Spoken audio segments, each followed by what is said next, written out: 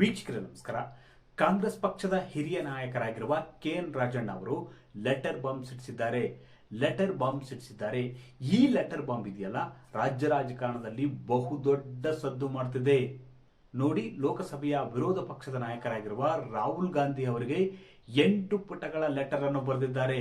ಒಂದಲ್ಲ ಎರಡಲ್ಲ, 8 ಪುಟಗಳ ಲೆಟರ್ ಅನ್ನು KN ರಾಜಣ್ಣ ಅವರು ರಾಹುಲ್ ಗಾಂಧಿ ಅವರಿಗೆ ಬರೆದಿದ್ದಾರೆ. ಹಾಗಾದ್ರೆ ಈ 8 ಪುಟಗಳಲ್ಲಿ ಯಾವ ಅಂಶಗಳನ್ನು ಬರೆದಿದ್ದಾರೆ, ಯಾರ ಟಾರ್ಗೆಟ್ ಅನ್ನು ಮಾಡಿಕೊಂಡು KN ರಾಜಣ್ಣ ಅವರು ಈ ಲೆಟರ್ ಬರೆದಿದ್ದಾರೆ ಎಂಬುದು ಕೂಡ ಇಲ್ಲಿ ತುಂಬಾ ಪ್ರಮುಖವಾದದ್ದು. ನೋಡಿ, ರಾಜ್ಯ ಕಾಂಗ್ರೆಸ್ನಲ್ಲಿ ಈಗಾಗಲೇ DCM DK ಶಿವಕುಮಾರ್ ಅವರು CM ಹುದ್ದೆ ಪಡೆಯುವುದಕ್ಕೆ ಕಾಂಪಿಟೇಷನ್ ಮಾಡ್ತಿದ್ದಾರೆ, ಪೈಪೋಟಿಗಿಳಿದಿದ್ದಾರೆ. ಅಷ್ಟೇ ಅಲ್ಲ, KN ರಾಜಣ್ಣ ಅವರನ್ನು ಕೂಡ ಕಳೆದ 3-4 ದಿನಗಳಲ್ಲಿ 2 ಬಾರಿ ಭೇಟಿ ಮಾಡಿದ್ದಾರೆ. ಇಂಥ ಹೊತ್ತಲ್ಲೇ KN ರಾಜಣ್ಣ ಅವರು ಲೆಟರ್ ಬಾಂಬ್ ಸಿಡಿಸಿರುವುದು ಬಹುದೊಡ್ಡ ಸಂಚಲನವನ್ನು ಉಂಟು ಮಾಡಿದೆ ರಾಜ್ಯ ರಾಜಕಾರಣದಲ್ಲಿ. ಹಾಗಾದ್ರೆ KN ರಾಜಣ್ಣ ಅವರು ರಾಹುಲ್ ಗಾಂಧಿ ಅವರಿಗೆ ಬರೆದಂತ ಲೆಟರ್ ನಲ್ಲಿ ಇರ್ತಕ್ಕಂಥ ಪ್ರಮುಖ ಅಂಶಗಳಾದ್ರೂ ಏನು? ಚೋರಿಯಿಂದಾಗಿ 8ರಿಂದ 10 ಸ್ಥಾನಗಳನ್ನು ಕಾಂಗ್ರೆಸ್ ಪಕ್ಷ ಕಳೆದುಕೊಳ್ತಾ ಕಾಂಗ್ರೆಸ್ ನಾಯಕರು ಮೋದಿ ಕೈ ಬಲಪಡಿಸಲು ಕೆಲಸ ಮಾಡಿದ್ರ? ವೀಕ್ಷಕರೇ, ಈ ಕುರಿತು ಮತ್ತಷ್ಟು ಮಾಹಿತಿ ನೀಡ್ತೀನಿ. ಅದಕ್ಕೂ ಮುನ್ನ ನಮ್ಮ ಚಾನಲ್ ಸಬ್ಸ್ಕ್ರೈಬ್ ಮಾಡಿ, ವಿಡಿಯೋ ಶೇರ್ ಮಾಡಿ, ಲೈಕ್ ಮಾಡಿ, ಕಮೆಂಟ್ ಮಾಡಿ. ನೋಡಿ, DCM DK ಶಿವಕುಮಾರ್ ಮತ್ತು KN ರಾಜಣ್ಣ ಅವರ ನಡುವೆ ರಾಜಕೀಯ ಸಂಬಂಧ ಅಷ್ಟೊಂದು ಉತ್ತಮವಾಗಿ ಏನಿಲ್ಲ. ಕಳೆದ 3 ದಿನಗಳ ಹಿಂದೆ DCM DK ಶಿವಕುಮಾರ್ ಅವರು KN ರಾಜಣ್ಣ ಅವರನ್ನು 2 ಬಾರಿ ಭೇಟಿ ಮಾಡಿದ್ರು. ಅಂದ್ರೆ ಅವರನ್ನು ವಿಶ್ವಾಸಕ್ಕೆ ತೆಗೆದುಕೊಳ್ಳುವ ನಿಟ್ಟಿನಲ್ಲಿ DCM DK ಶಿವಕುಮಾರ್ ಅವರು ಭೇಟಿ ಮಾಡಿರುವುದು ರಾಜ್ಯ ರಾಜಕಾರಣದಲ್ಲಿ ಒಂದಷ್ಟು ಸಂಚಲನ ಉಂಟು ಮಾಡಿತ್ತು. ಈಗ KN ರಾಜಣ್ಣ ಅವರು ರಾಹುಲ್ ಗಾಂಧಿ ಅವರಿಗೆ ಬರೆದಿರ್ತಕ್ಕಂಥ ಪತ್ರದಿಂದಾಗಿ ರಾಜ್ಯ ಕಾಂಗ್ರೆಸ್ನಲ್ಲಿ ಬಹುದೊಡ್ಡ ಸಂಚಲನ ಉಂಟು ಮಾಡಿದೆ.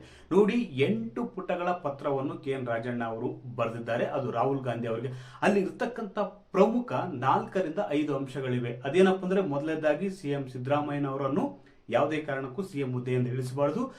2013 ಮತ್ತು 2023 ವಿಧಾನಸಭೆ ಚುನಾವಣೆ ಗೆಲ್ಲುವುದಕ್ಕೆ ಸಿದ್ದರಾಮಯ್ಯನವರೇ ಕಾರಣ ಮತ್ತು ಅವರು ನಂಬಿಕೊಂಡಿರ್ತಕ್ಕಂಥ ಅಹಿಂದ ಮತಗಳೇ ಸಿದ್ದರಾಮಯ್ಯ ಅವರ ಬೆನ್ನಿಗೆ ನಿಂತಿರುವುದರಿಂದ ಕಾಂಗ್ರೆಸ್ಗೆ ಬಹುದೊಡ್ಡ ಗೆಲುವಾಗಿದೆ. ನಾನು ಹೇಳಿಕೆ ಕೊಟ್ಟಿದ್ದ ವೋಟ್ ಚೋರಿಯನ್ನು ತಪ್ಪಾಗಿ, ಅಂದ್ರೆ ಕೆಲ ದಿನಗಳ ಹಿಂದೆ ಅಷ್ಟೇ ವೋಟ್ ಚೋರಿ ಕುರಿತು ಮಾತನಾಡಿದ್ರು, ಈ ಹೇಳಿಕೆಯನ್ನು ತಪ್ಪಾಗಿ ಅರ್ಥೈಸಲಾಗಿದೆ ಅಂತ ಕೂಡ ಹೇಳಿದ್ದಾರೆ. ಅಹಿಂದ ಮತಗಳು ಒಗ್ಗೂಡಿದ್ದರಿಂದ ಅಹಿಂದ ಮತಗಳು ಸಿದ್ದರಾಮಯ್ಯ ಅವರಿಂದ ಒಗ್ಗೂಡಿವೆ, ಹೀಗಾಗಿ ಇದು ಕಾಂಗ್ರೆಸ್ ಪಕ್ಷಕ್ಕೆ ಬಲ ತುಂಬಿವೆ. ಅಷ್ಟೇ ಅಲ್ಲ, ಇಲ್ಲಿ ಇನ್ನೊಂದು ಪ್ರಮುಖವಾದ ಅಂಶ ಹೇಳಿದ್ದಾರೆ. ಅದು ಇವತ್ತು ರಾಜ್ಯ ರಾಜಕಾರಣದಲ್ಲಿ ಬಹುದೊಡ್ಡ ಸದ್ದು ಮಾಡುವಂತೆ ಆಗಿದೆ. ಅದು ಕಳೆದ ಲೋಕಸಭೆ ಚುನಾವಣೆಯಲ್ಲಿ ಕಾಂಗ್ರೆಸ್ ಪಕ್ಷ ಇನ್ನು 8ರಿಂದ 10 ಸ್ಥಾನ ಗೆಲ್ಲುವ ಅವಕಾಶವಿತ್ತು. ಆದ್ರೆ ಈ 8ರಿಂದ 10 ಸ್ಥಾನಗಳಲ್ಲಿ ಕಾಂಗ್ರೆಸ್ಗೆ ಮುಖಭಂಗವಾಗಿದೆ. ಅದೇ ರೀತಿ ಕರ್ನಾಟಕ ಹೊರತುಪಡಿಸಿ ಬೇರೆ ರಾಜ್ಯಗಳಲ್ಲೂ ಕೂಡ 20ರಿಂದ 30 ಸ್ಥಾನಗಳನ್ನು ಗೆಲ್ಲುವ ಅವಕಾಶವಿತ್ತು ಎಂಬ ಅಂಶವನ್ನು ಕೂಡ ಈ ಲೆಟರ್ ನಲ್ಲಿ ಪ್ರಸ್ತಾಪ ಮಾಡಿದ್ದಾರೆ. ಇಲ್ಲಿ ಪ್ರಮುಖವಾಗಿ ಗಮನಿಸಬೇಕಾದ ಅಂಶ ಏನಪ್ಪಾ ಅಂದ್ರೆ, ಕರ್ನಾಟಕದಲ್ಲಿ ಕಾಂಗ್ರೆಸ್ ಪಕ್ಷ ಕಳೆದ ಲೋಕಸಭೆ ಚುನಾವಣೆಯಲ್ಲಿ 8ರಿಂದ 10 ಸ್ಥಾನಗಳನ್ನು ಗೆಲ್ಲುವ ಅವಕಾಶ ಇತ್ತು. ಅಂದ್ರೆ ಇನ್ನು 8ರಿಂದ 10 ಸ್ಥಾನಗಳನ್ನು ಗೆಲ್ಲುವ ಅವಕಾಶವಿತ್ತು. ಆದ್ರೆ BLAಗಳು ಜವಾಬ್ದಾರಿಯಿಂದ ಕೆಲಸ ಮಾಡಿಲ್ಲ.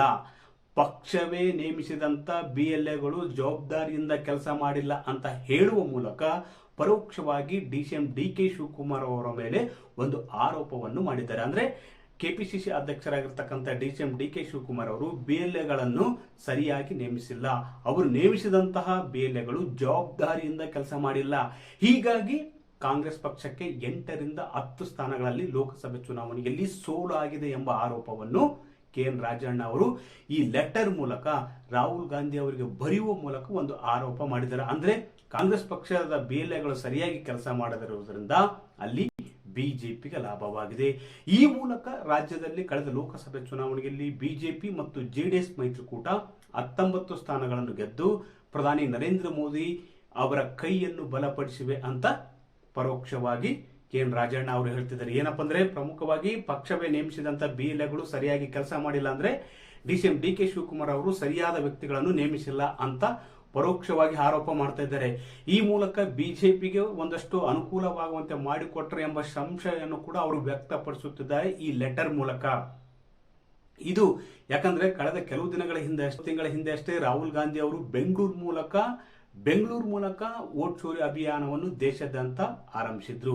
ಆದರೆ ಈ ಒಂದು ವಿಷಯದಲ್ಲಿ ರಾಜಣ್ಣ ಅವರು ಕೊಟ್ಟಂತಹ ಹೇಳಿಕೆಯನ್ನು ಹೈಕಮಾಂಡ್ ನಾಯಕರಿಗೆ ಕಂಪ್ಲೇಂಟ್ ಮಾಡಲಾಗಿತ್ತು. ಈ ದೂರನ್ನು ಆಧರಿಸಿ ಸಚಿವ ಸಂಪುಟದಿಂದ KN ರಾಜಣ್ಣ ಅವರನ್ನು ಸಚಿವ ಸಂಪುಟದಿಂದ ತೆಗೆಯಲಾಗಿತ್ತು. ಇದೆಲ್ಲವನ್ನು ಗಮನದಲ್ಲಿಟ್ಟುಕೊಂಡಿರ್ತಕ್ಕಂಥ KN ರಾಜಣ್ಣ ಅವರು ಈಗ ಹೊಸ ದಾಳ ಉರುಳಿಸಿದ್ದಾರೆ.